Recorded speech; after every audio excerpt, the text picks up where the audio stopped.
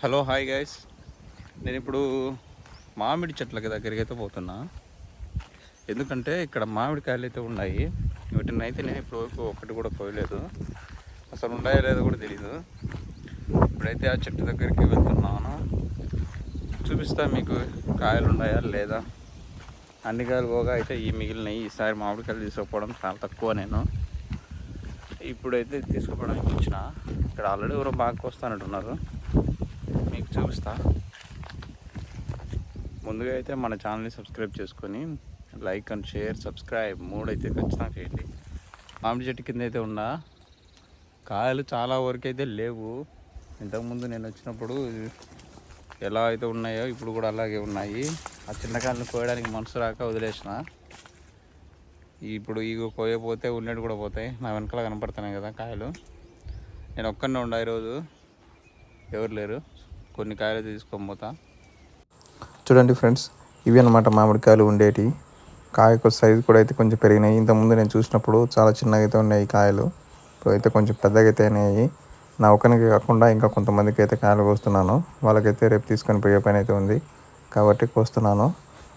చాలా హైట్లో అయితే ఉన్నాయి కాయలు. ఇక్కడ మొత్తం కింద పని అయితే ఈ మట్టి అయితే తీసేసినారు కాబట్టి కొంచెం హైట్ ఉంటుంది చెట్టు. ఎక్కి కోయాల్సి వస్తే వస్తుంది. అలాగే ఇక్కడ చిన్న నేరేడు చెట్టు అయితే ఉంది. ఆ నేరేడు చెట్టుకి కాయలు ఉన్నాయో లేదో ఇప్పుడైతే చూద్దాము. కాయలు ఉన్నాయంటే కింద వాటిని కూడా అయితే నేను కోస్తాను. ఇక్కడైతే ఉంది నేరేడు చెట్టు. మామిడికాయలు అయితే కోస్తున్నాను, ఎందుకంటే నేరేడు చెట్టు అయితే కాయలు కాయలేదు. ఇంకా కోసిన కాయలు అయితే కింద అయితే పడిపోతున్నాయి. ఎందుకంటే నేను ఒక్కనే కాబట్టి పట్టుకోవడానికి అయితే ఎవరు లేరు. కింద పడినప్పుడు దెబ్బ లాంటివి ఏమైనా తగిలితే వాటిని అయితే అప్పుడే వాడుకోవడానికి ట్రై చేస్తాము.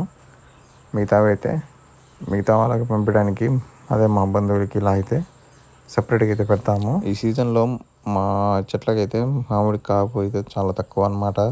ఎందుకంటే తక్కువ కాయలు అయితే వచ్చినాయి. మా తాత వాళ్ళ ఇంటి దగ్గర ఉన్న కాయలు అయితే అసలుకి ఏం లేకుండా అయితే పోయినాయి. వాటి కాయలు మహా అయితే ఒక 4 కేజీలు అట్లా కోసిండొచ్చు నేను అంతే. ఒకసారి మాత్రం ఊరగాయకాయలు అయితే కోసినాను, ఊరగాయకని.